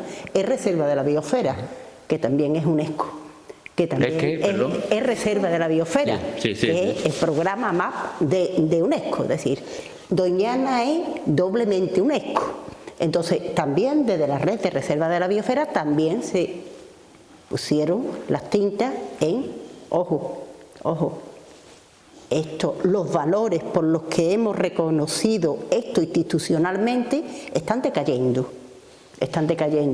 Y claro, eso es un desprestigio, salir de una lista. Y se han habilitado una serie de medidas, de ayudas que están llevando a que de allí se levanten campos de cultivo que requieren mucha agua. Pero claro, esos campos de cultivo no han desaparecido. Claro. Están apareciendo, y siento no, pero vamos, tengo las imágenes, la evidencia, y allí están. Desde la carretera no se ven, pero con el dron se ven perfectamente, están allí. Está muy bien traído, Borges, porque ojalá hubiera visitado Doñana, pero también Italo Calvino. Yo no sé si Italo Calvino visitó Doñana, no me extrañaría, pero habría que rastrear en la obra de Italo Calvino si hay referencia a Doñana, porque yo creo que es también un autor que le encantaría a Doñana. Le habría encantado Doñana, porque forma parte también del registro que él hace de sus escenarios especiales e inventados. Es además, enlazando con la UNESCO, Ramsar, los estatutos de Ramsar están depositados en la UNESCO, no lo gestiona, pero también está relacionado, o sea que UNESCO está por muchos lugares. Y con relación a usted, bueno, por supuesto, Tinaya, es que no hemos hecho relación a la infinidad de pintores, de fotógrafos, de literatos que han trabajado sobre Doñana, que habría sido ya de por sí una tarea muy larga. Pero por supuesto Tinaya es de los mejores, vamos, me encanta Tinaya. Y respecto a la alusión que usted hacía, respecto a que por un lado están las leyes y las declaraciones, pero luego está la inobservancia de eso, que yo no quiero justificarlo, ni mucho menos, pero hay que ver cuál es luego el contexto sociopolítico en el que están estos lugares. ¿Qué es lo que piensa la gente de los municipios que están afectados por todos estos aspectos? Lo digo de otra manera. Nosotros cuando leemos o escuchamos en la televisión pozos ilegales, claro, nos parece una barbaridad. Es que es una barbaridad. Pero desde la lógica productiva, cultural de muchos pueblos, el tener más regadío, el producir más desde el punto de vista agrario, es un aspecto positivo, es un elemento de progreso, que ya mucho menos, y obviamente con todos los problemas de los últimos años, yo creo que se está entrando en razón, pero hace 20, 25 años, aunque fuera ilegal y uno se expusiera a una multa, pero siempre contaba con la simpatía de los poderes públicos locales. Era raro que los alcaldes se pusieran de parte de los valores de Doñana y de los acuíferos. Estaban más de parte de sus vecinos, que entre otras cosas los votaban. Entonces, todas estas cuestiones son complejas, porque aunque tengamos leyes, si luego no hay una madurez social para aplicarlas, son como brindis al sol. Es como la ley del patrimonio artístico nacional del año 33 en España. Era una ley muy interesante, pero claro, era en un contexto completamente atrasado para aplicarlo, ¿no? Entonces, yo creo que estas circunstancias hay que verlas en evolución. ¿Sigue siendo un desastre? Sí. Lo que hay que ver es si sigue siendo tan desastre como hace 10 años. Si estamos cambiando un poco a positivo, tenemos que también incorporar esa visión optimista, porque a veces cuando somos muy... En el mundo del patrimonio tendemos mucho a llorar, y eso lleva a la melancolía y desactiva. Y es más importante tener una actitud proactiva. Indignarse, por supuesto, hay que seguir indignándose, pero quiero decir que todo es muy poliédrico y que no es lo mismo verlo desde Bonares o desde Almonte que verlo desde Sevilla. Las cosas cambian. O verlo desde la universidad, a verlo de Ecologistas de Nación, o a ver esto desde una asociación de uno de estos pueblos, ¿no? Sí, hemos tenido un conversatorio también aquí a la fiscal de Medio Ambiente y hablabas respecto al tema de los pozos, lo que tú has comentado, ¿no? Que había ahí una interacción porque claro, ellas corrían, tocaban cosas, pero es que al día siguiente a los 2 días había otro en otro sitio, o sea, que hay ahí una rueda... Es que cuesta mucho más cerrar un pozo que abrir otro, ¿no? El proceso... Claro. Oye, nos decía que le costaba muchísimo trabajo abrir un pozo y en 4 días teníamos no sé cuántos metros. Yo agradezco muchísimo vuestra altura de mira que habéis tenido sobre Doñana, bueno, una palabra de todo. Pero bueno, habéis centrado toda esta problemática y actualizado, ¿no? En todo lo que significa la presencia de la UNESCO en este ámbito. Y bueno, muchísimas gracias. De hecho, en todos los pozos lo decíamos de las primeras conversaciones cuando me llamaba a mí Milagros Maldonado, que es un poco la instigadora de todo esto, ¿no?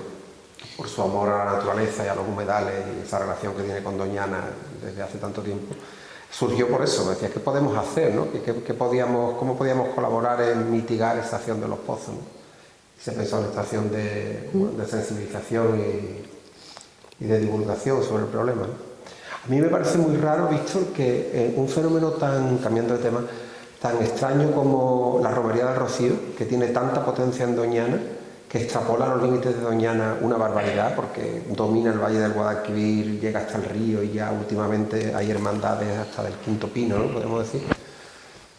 Cómo la UNESCO la trata un poco como de soslayo, ¿no? Parece que no tiene un excesivo interés o le tiene miedo por lo que supone la romería en la polémica que está generando en el entorno, el crecimiento de la aldea, la afluencia del público, ya no solo en la época de la romería, sino esa afluencia continua, ¿no? A lo largo del año y tal.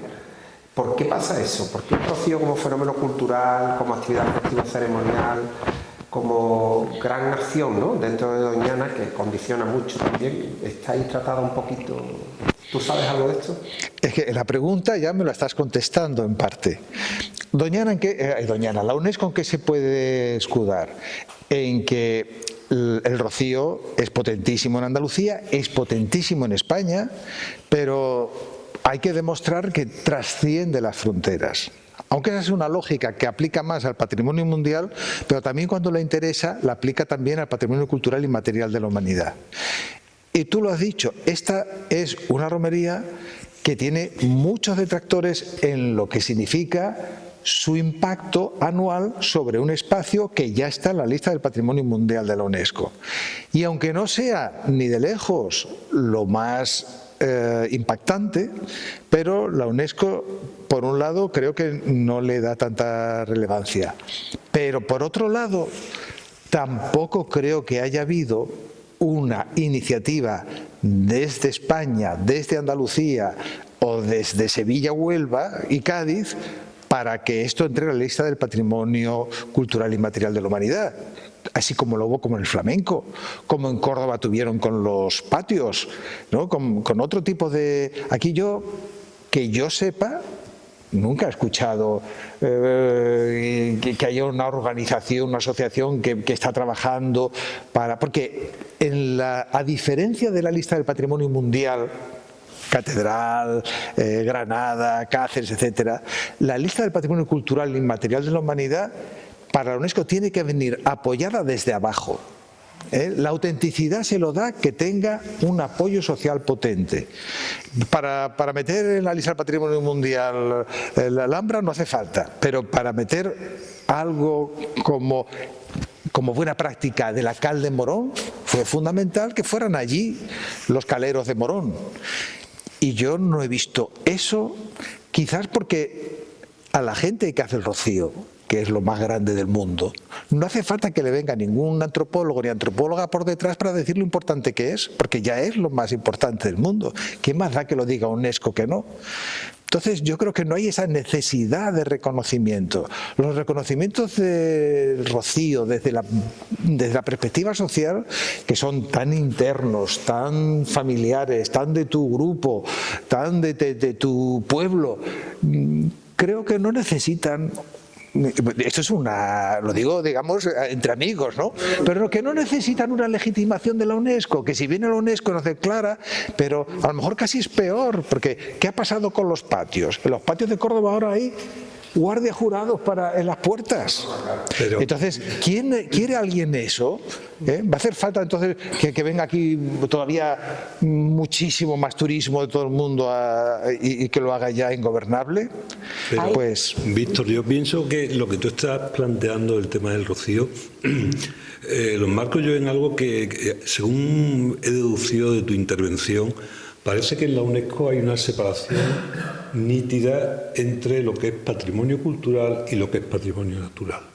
sí, Lo cual es completamente contradictorio, por ejemplo, con la última parte en la que has hablado acerca cómo desde la propia UNESCO se está tratando de hablar de la cultura de los animales.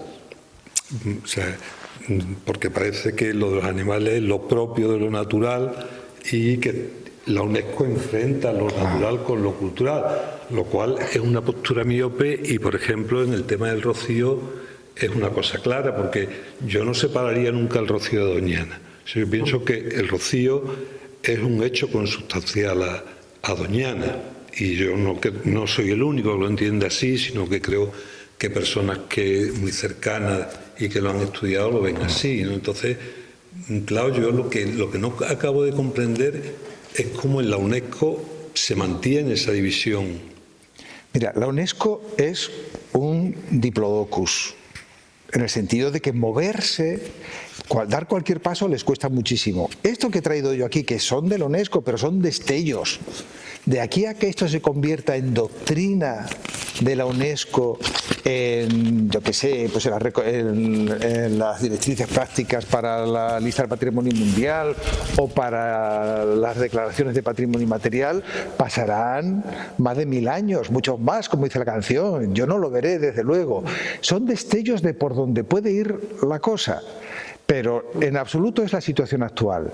Y además, no tendría que estar tan separado, pero pensemos en porque hay las declaraciones mixtas.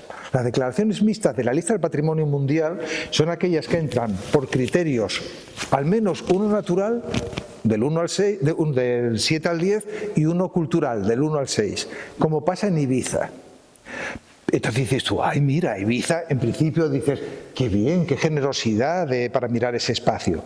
Pero cuando tú echas un vistazo a lo que es la declaración, es que están por un lado las praderas de Posidonia como patrimonio natural y luego están las murallas de Ibiza. O sea que en el fondo no hay una ligazón, van en el mismo saco y son el mismo sitio para la UNESCO, pero no porque haya una razón clara. Es posible que haya, estoy seguro que lo sabrá, en los últimos, ahora mismo no se me ocurre ningún ejemplo, pero estoy seguro de que ya hay algún sitio en el que esas dos vías están más, o sea, los patrimonios naturales y culturales, pero en general mi visión... Bueno, sí, pero... proceso, no sí, de relación de patrimonio material, sino como condicionante dentro de la creación sí. Yo lo veo, estoy de acuerdo con lo que se está planteando, pero lo veo desde otra lógica. Yo creo que UNESCO fue pionera. La Convención del Patrimonio Mundial es la Convención del Patrimonio Mundial Cultural y Natural. Y estamos hablando de 1972. En 1972 ya UNESCO tuvo una visión integral de naturaleza y cultura. Otra cosa es cómo se plasma. Y después, claro, estamos hablando de UNESCO, no, es que una candidatura de UNESCO no es UNESCO la que llega aquí y dice que Doñana sea patrimonio mundial. Es la administración desde aquí que se dé una oportunidad que además de esto, que Doñana, que los paisajes del olivar o que Medina Zahara sean patrimonio mundial y se plantean desde aquí. Y entonces lo que se hace es ver yo qué posibilidades tengo de prosperar. Dentro de la excepcionalidad de cómo a mí me va a valorar UNESCO, yo qué posibilidades tengo de prosperar. Y las posibilidades de prosperar porque UNESCO en la Convención del Patrimonio Mundial, aunque sea cultural y natural, tiene un sesgo cultural muy potente. Han sido las consejerías de cultura y bienes monumentales y urbanos, mayoritariamente los que están ahí. Y hay un hueco en lo natural, y dice, bueno, pues yo me agarro a ese hueco y entro por el hueco de lo natural. Pero porque se ha querido entrar por ahí. en una redundancia, entiendo yo, con la reserva de la biosfera. Se podía haber entrado de otra manera. Es decir, o como mixtos o como culturales. Muchos de ellos con carácter inmaterial, hay muchos de ellos. Si nos vamos al paisaje cultural, que ahora, por ejemplo, Ribera Sacra, que se está definiendo ahora, tiene que ver con la naturaleza y la cultura. Si nos vamos a Menorca, Tramuntana, pues tiene que ver. Lo que pasa es que aquí se optó y se miró y se obvió todo lo que tiene que ver con lo etnográfico y lo cultural, que se podría haber apostado por ello de una forma estratégica, y entiendo yo que de forma redundante con la propia reserva de la biosfera. Porque si Doñana tiene valores, que tiene valores, y sobre todo también porque detrás está la connotación del Parque Nacional, la connotación ornitológica, botánica y biogeográfica inicial de Doñana, que ha pesado mucho, pero podría perfectamente, si miráramos aquí, Víctor ha traído aquí, los del 7 al 10. Si trajésemos aquí del 1 al 6, todas las actividades culturales de los caballos de Doñana, de las actividades, hubieran entrado, también las fiestas hubieran entrado y estarían. No es UNESCO, es desde aquí, que se planteó seguramente como una cuestión estratégica, porque lo otro ya estaba representado, lo natural estaba menos representado, y a la hora de, bueno, así me garantizo que tengo más posibilidades de prosperar. Y eso es lo que estoy reconociendo, y no estoy reconociendo lo otro. Pero insisto, yo no creo que haya sido UNESCO. Ha sido como una estrategia y hubiera dado perfectamente dentro de la propia lista del patrimonio mundial, sin hablar de la lista de patrimonio cultural inmaterial de la humanidad, y obviando reserva de la biosfera. Desde la propia lista del patrimonio mundial hay muchísimos ejemplos donde todo lo que tiene que ver con las culturas del trabajo, con las culturas, están por los primeros criterios. Es que aquí tenemos cinegético, tenemos la saca de las lenguas también. Pero no se decidió en su momento reivindicar eso como un valor patrimonial que exhibir ante UNESCO.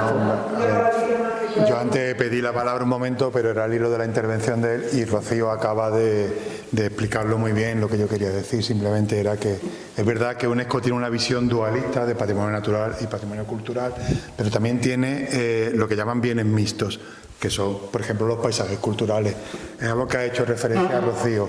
Siempre se declaran por un criterio cultural, o sea, entran en la lista de patrimonio mundial por un criterio cultural, pero también cumplen algunos de los requisitos de los criterios naturales. Entonces, en ese hilo de cosas que también reconoce UNESCO, yo veo muy claramente que Doñana está en esa historia. Vamos, nosotros desde el Laboratorio del Paisaje en el Instituto Andaluz de Patrimonio Histórico tenemos 3, e incluso yo añadiría un cuarto, que sería el de Isla Mayor, que está justamente en los límites de Doñana, pero que bueno, que participan de ese ambiente y de ese carácter en general, ¿no? Simplemente quería hacer esa aclaración, pero bueno, que Rocío lo acaba de... Pues mira, al hilo de lo que tú dices, José Manuel, es verdad que, bueno, por un lado lo decías tú, que aunque nos parezca que luego que separa mucho lo cultural de lo natural, no tenemos una ley de patrimonio que incluya los dos aspectos, o sea que desde el año 72 ya era súper moderna. Otra cosa es que luego en la práctica haya tenido muchos problemas en desarrollarlo. Entre otras cuestiones, porque cuando se plantea el patrimonio mixto, que son un porcentaje muy bajo, no sé si son el 3%, algo así, de los bienes de la lista, entonces requiere un informe de ICOMOS para la parte cultural y un informe de la UICN para la natural. O sea, 2. Si ya es difícil a veces tener uno favorable, tener 2 lo complica todo. Y de hecho, los paisajes culturales que tienen valores, que tienen criterios naturales, son poquísimos, son muy pocos. La mayoría están reconocidos solo por valores naturales, cuando podrían sin duda, en la mayor parte de los casos, incorporar. Lo mismo que hay algunos bienes mixtos que tendrían que ser paisajes culturales. Meteora en Grecia es mixto. Y fíjate tú si eso no es un paisaje cultural brutal. Claro que se declaró antes de que apareciera el propio concepto de paisaje cultural en la UNESCO. Pero vamos, que trabajar por un paisaje cultural de Doñana en la lista del Patrimonio Mundial que incorporara valores culturales sería lo lógico. Otra cosa es que fuera un trabajo muy complicado, pero que sería, desde el punto de vista científico, académico y de la filosofía de la UNESCO, sería fácil de argumentar, porque están completamente imbricados. A diferencia de lo que comentaba antes de Ibiza, aquí es que están completamente relacionados. Entonces, eso sería lo lógico. Pero estamos en un momento maduro como para pedir eso. Pero, aunque se esté en un momento, no sé si se está en un momento maduro, pero hay decisiones que muchas, por lo menos en el momento actual, son irreversibles. Toda opción implica una renuncia. Y a Doñana, como en muchos casos, digamos, lo natural, de alguna forma, no sé cómo expresarlo, lo ha fagocitado. Todo el mundo de Doñana. ¿Y por qué digo que toda opción implica una renuncia? Porque hoy no sería pensable decir, vamos a ver, lista de Patrimonio Mundial. Vamos a cuestionar los criterios, eso no se ha hecho nunca, por los que entramos. Y ahora vamos a retomar y vamos a plantear que no, que esto es un territorio híbrido y que no solamente tiene valores naturales, sino que tiene valores culturales que en su momento obviamos y que vamos a incorporar. Eso no se ha hecho nunca. Ni creo que haya la suficiente madurez y sustento institucional para hacerlo. De manera que se optó en un momento dado, como se ha optado en otros muchos bienes, también por criterios, porque UNESCO no es nada, UNESCO, la organización, no es absolutamente nada, es como una entelequia. Son muchos programas y muchos profesionales y especialistas vinculados a esos programas. Y aquí cada uno sabemos de lo que sabemos. Tanto es así que por motivos estratégicos ya combinar criterios naturales y criterios culturales en una misma candidatura se huye, porque eso es una bomba de relojería, porque van a llegar profesionales distintos.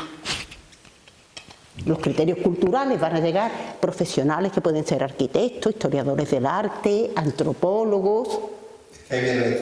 Y por otra parte van a llegar biólogos, geólogos y académicamente no tenemos esa transversalidad y por tanto hablamos lenguajes distintos.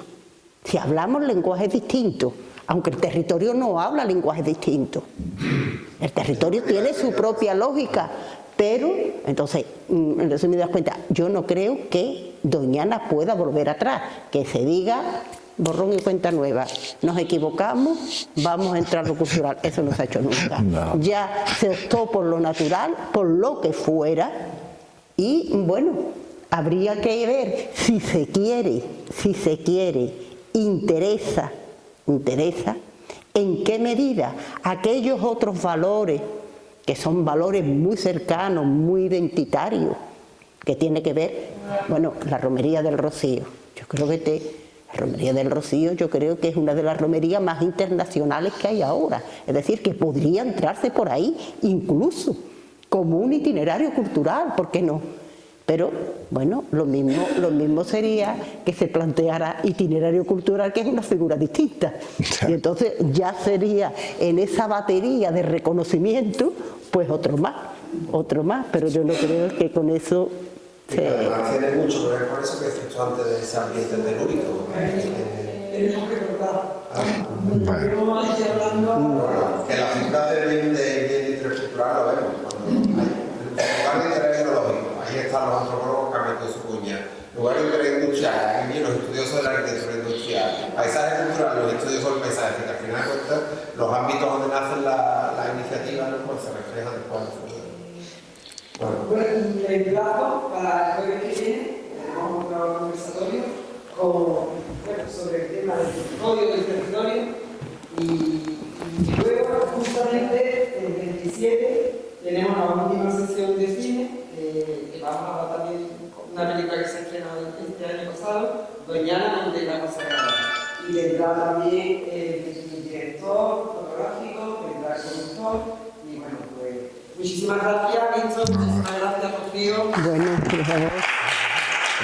Gracias a ustedes.